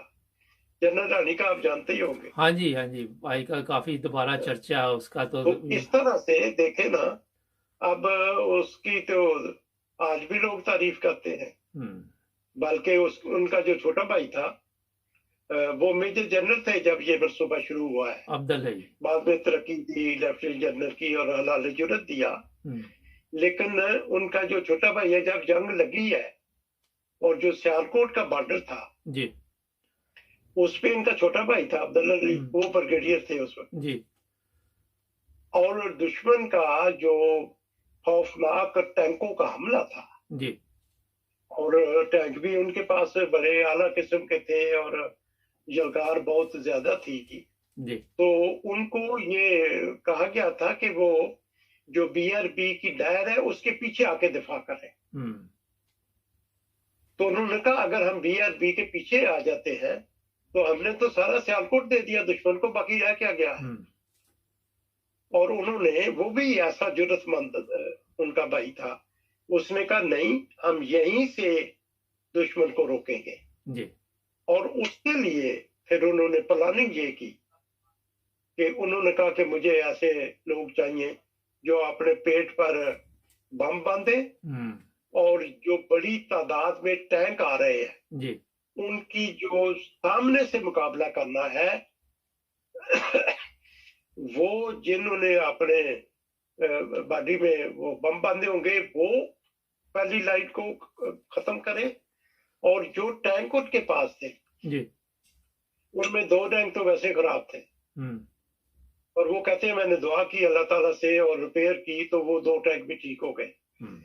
तो दोनों साइडों से फिर वो जो टैंक उनके पास थे उन्होंने हमला करता था और ये स्कीम इस कदर कामयाब हुई जी कि सामने से पहली रो बम्बों की वजह से वो खत्म हुई और साइडों से जो हमला किया गया तो वो एक गोल चक्कर बन गया और दुश्मन के टैंक आपस में टकरा के जो है और ऊपर से फजाइया आ गई।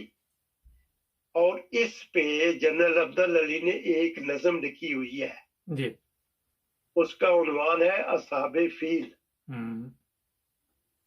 जिसका जिक्र कुरान में एक सूरत में है कि अबाबील आए और उन्होंने कंकरियां फेंकी। तो उनका वो मंजर ऐसा था कि दुश्मन के टैंक आपस में टकरा रहे थे और ऊपर से फजाइया आ गए पाकिस्तान की और वो सारा जो दुश्मन का हमला था कि हम अबूर कर सके सारा कुछ और ये प्रोग्राम था कि राउत के जिम खाने में जाकर हम नाश्ता करेंगे, वो सारा जो है वो फेल हो गया जी। तो फिर उस ब्रिगेडियर अब्दुल अली को भी हलाल जुर्रत मिला बिल्कुल और बाद में फिर वो लेफ्टिनेंट जनरल के तौर पर भी मुल्क की खिदमत करते रहे हैं। बिल्कुल ऐसी। लेकिन बात यह है कि इसी तरह के और भी सबूत है। जनरल जंजुआ थे, बड़े बहादुर आदमी थे, वो तो खुद जंग आज तक पाकिस्तानी फौज का कोई जनरल बॉर्डर पे शहीद नहीं हुआ। और वो जनरल इफ्तिखार जंजुआ थे केमकर्न में, जो जंग लड़ते हुए अपने हेलीकॉप्टर आ रहे थे, फायर लगा और वो शहीद हो गए उसमें। जी। और उस इलाके का नाम उनके नाम से मंसूब करके इफ्तिखाराबाद रखा गया है। जी। तो ये तो बड़े दीदार लोग थे। बिल्कुल। अच्छा चर साहब, कुछ सवालात भी हैं, मैंने कहा आपसे पूछते हैं। फिर ये जब कमान तब्दील की गई, फिर उन्हें बाद में तुर्की भिजवा दिया गया और वहाँ पे एक एक्सीडेंट में उनकी शहादत हुई। आप सबके इल्म में होगी ये बात। मैं जो सवाल अब करना चाह रहा हूँ वो बड़ा अहम है कि कमान तब्दील की नहीं जाती जंग के दौरान, जब आपको पता भी है कि वहाँ पे कामयाबी भी मिल रही है और दुश्मन जो है वो परेशान भी है, खलबली मची हुई है। तो क्या हमारे फौज में वहां से कोई मसाइल शुरू हुए जहां पे दयानतदारी से कोई काम नहीं किया गया? देखे ना, बात ये है कि वो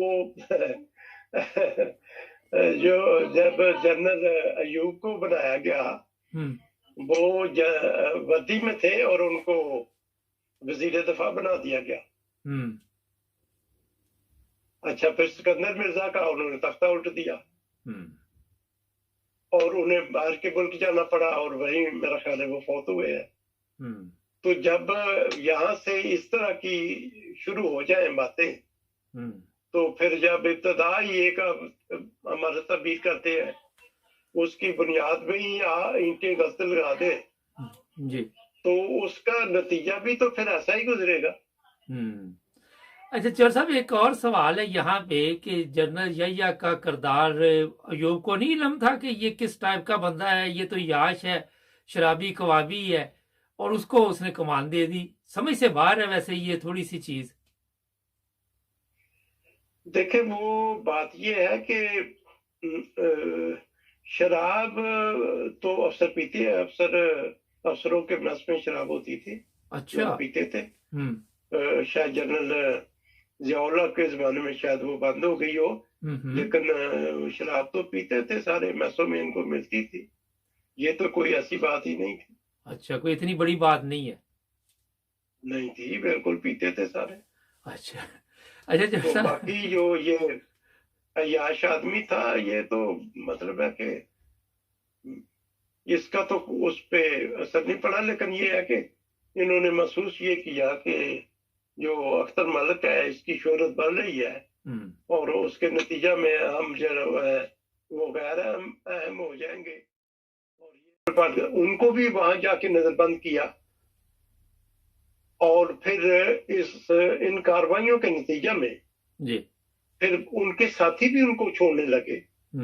और आपको याद होगा, तारीख में ये बातें सारी हमें मिलती हैं कि उनका जो सबसे वफादार गुलाम मुस्तफा खार थे वो भी छोड़ गए, हनीफ रहमी साहब भी छोड़ गए, और तो और एक जे रहीम थे। हाँ जी, एक दफा उन्होंने कोई बात की थी तो उनको बकायदा मारा पीटा गया था। ऐसे ही। फिर फजल चौधरी साहब थे जो सदर पाकिस्तान भी रहे हैं जी, वो तो ये वाकया मैंने पढ़ा है, रात को बेस बदल के तो वो लिखा करते थे कि फजल अलाई को रहा करो। अच्छा, तो पता नहीं ये अब बात दुरुस्त है कि नहीं। किसी कहते हैं कि किसी ने देखा पकड़ा तो वो फजल अलाई सदर को वो खुद ही लिख रहा था मुझे। उनके साथ भी ज्यादती की गई।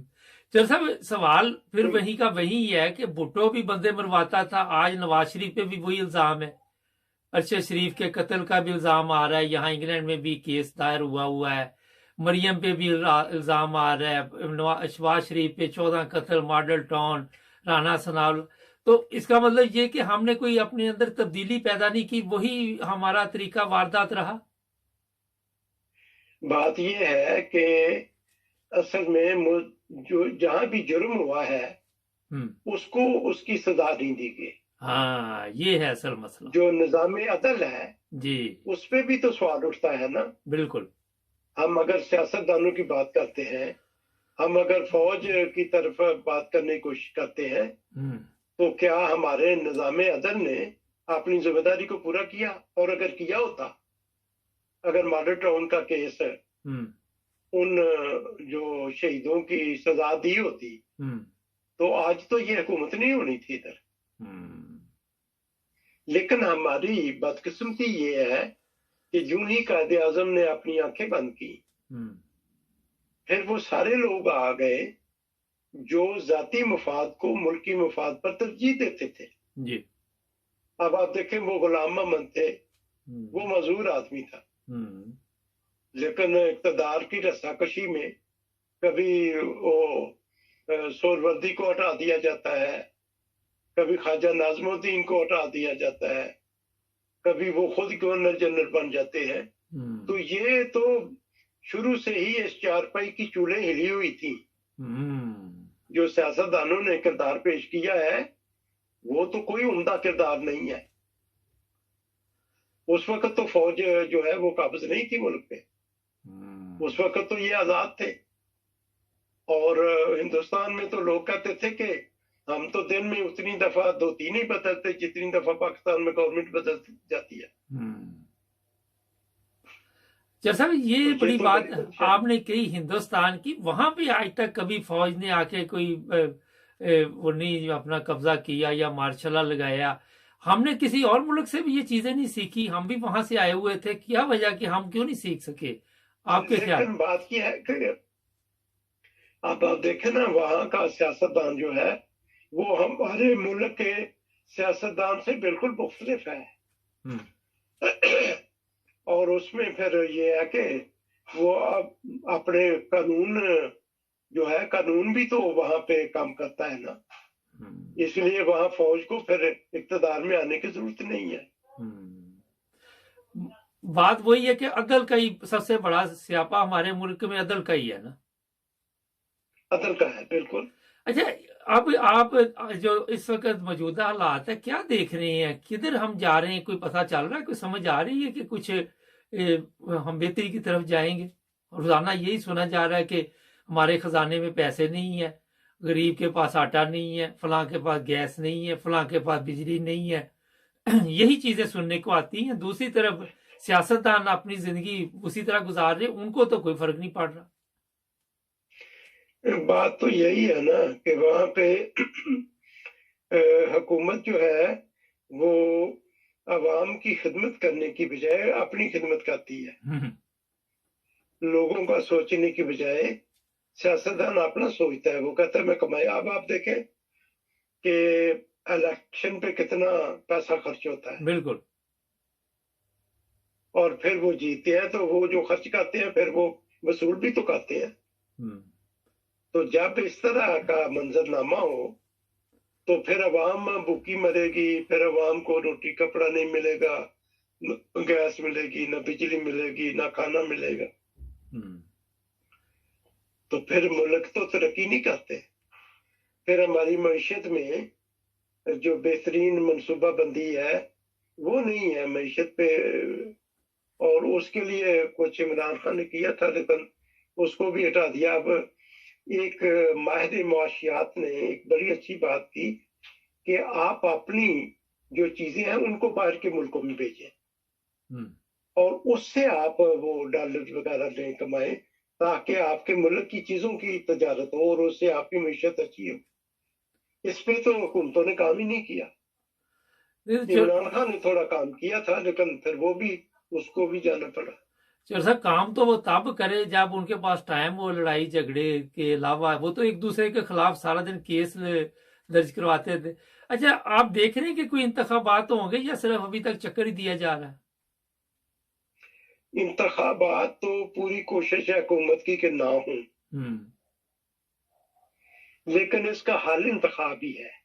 जो मुल्क में सूरत हाल है उसका हल इंतखाबी है, लेकिन हुकूमत नहीं चाहती क्योंकि उनको पता है कि हमने जो किया है, जो फसल बोया है वही काटेंगे। लोग तो उनको वोट ही देंगे। और लोग आप बातें भी करते हैं, आप सुन भी सकते हैं। बाज़ का जब लोग से पूछा जाता है तो लोग तो बड़ी तकलीफ में है कि हुकूमत उनको कोई चीज डिलीवर नहीं कर रही, कोई अमन अमान नहीं है, कोई मैशत ठीक नहीं है, कुछ नहीं है। आप समझते हैं कि अरशद शरीफ और इमरान खान के जो मामला है, एक कत्ल हो गया, अरशद शरीफ शहीद हो गया, इमरान खान पे कातलाना हमला हुआ, वहां भी बंदा कत्ल हो गया, जख्मी भी हुए, ये कोई चीज निकलेगी, या वो जिस तरह आपने कहा कि अदल शदल कोई नहीं है तो इसी तरह ही चलते रहेंगे हम? अब आप देखें ना, अभी तक FIR तो दर्ज नहीं हुई इमरान खान की, वो गवर्नमेंट ने अपनी तरफ से, पुलिस ने की है जी।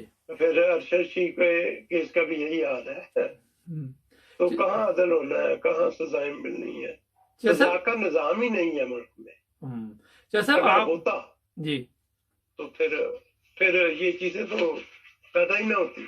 जैसा काफी टाइम ले लिया, सिर्फ आखिर में बताइए, आप इस वक्त यूरोप में है, यूरोप में भी कोई हमारी जो यूरोप की फौज होती है या कोई दूसरे लोग उनसे कोई जुर्म हो जाए या उन पे कोई FIR नहीं काटी जा सकती, इस तरह का है?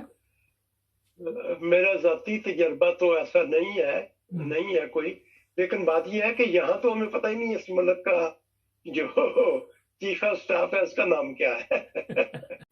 जी चौधरी साहब, बहुत शुक्रिया। आप बड़े अच्छे तरीके के साथ, चौधरी हमीदुल्लाह जफर साहब थे जर्मनी से, इन्होंने बताया। मैं ये बताना आपको चाहता हूँ कि हमारी फौज एक ज़बरदस्त फौज है। चंद जर्नैल अगर गलत हुए तो हमारे ऐसे जर्नैल भी हैं जिनका भी जिक्र किया गया, और उनकी कुर्बानियाँ, उनकी वफादारी मुल्क के साथ मेरा ख्याल है किसी से छुपी हुई नहीं है। एक बात कही चौधरी हमीदुल्लाह जफर साहब ने कि हमारा अदल का निज़ाम ठीक नहीं है, और ये अदल का निज़ाम सिर्फ अदालतों तक नहीं, जब हम किसी का, जिस तरह हमारे ये मलक अख्तर सैन जो जनरल थे, उनका नाम आता है तो वहां पे भी ईमानदारी का मुजाहरा नहीं करते, और वहां पे भी हम ऐसे चीजें हैं जो सामने ले आते हैं जो मेरा ख्याल मुनासिब नहीं होती। अदल कहीं पे भी हमारे अंदर नजर नहीं आता, अदालतों में, स्कूलों में, फौज में, कहीं पे भी अदल नजर नहीं आएगा। अब अगर आप गौर करें तो हसद की वजह से कमान तब्दील कर दी गई, और एक बंदा लड़ रहा है, जंग पता भी चल रहा है, पूरी दुनिया उसकी तारीफ कर रही, दुश्मन भी उससे डरा हुआ है, दुश्मन भी तारीफ कर रहा है। तो कोई अहमक ही है ना जो पीछे बैठा हुआ है, जो मुल्क का दुश्मन तो वो था जिसने उस वक्त कमान तब्दील की। ये सोचने वाली बातें हैं, ये मामूली बातें नहीं है नाज़रीन। बात वहां पे आ जाती है हसद, अदल नहीं है। आप देख लें, ये सारा दिन आज भी सियासतदान हसद में जलते रहते हैं। इदारे हैं वो काम नहीं कर रहे, अदालतें हैं वो बैठी हुई है। तो एक वो अदालतों पे मुझे याद आ गया, वो एक पता ही दूसरी क्लास में या तीसरी में हम पढ़ते थे, सोया हुआ महल, वो अंदर गया, सब सोए हुए थे। इसी तरह अदालतें सोई हुई हैं। जब आपको इंसाफ ही नहीं मिलना तो हमारे लिए तो वो सोई हुई है ना। नाज़रीन, इससे प्रोग्राम का असल मकसद ये था कि हमें एक कौम बनना होगा, हमें एक पाकिस्तानी बनना होगा सबको, और फिर हम मुकाबला कर सकते। हमें मजहबी नफरत दूर करनी होगी, हर एक के मजहब का एहतराम करना होगा। फौरी तौर पर हम उठा के कोई गलत काम करे तो उसको कहना शुरू करते ये फलां है फलां है। और 22 करोड़ अवाम भी तो वहाँ रह रही, कोई इदारा और भी तो इदारे हैं, वो भी तो कोई काम नहीं कर रहे। तो ये चीज़ें सोचनी होगी हमें। हमारे चैनल को सब्सक्राइब करना मत भूलें, जुड़े रहें हमारे साथ। मिलेंगे नए प्रोग्राम में, अपना ख्याल रखें।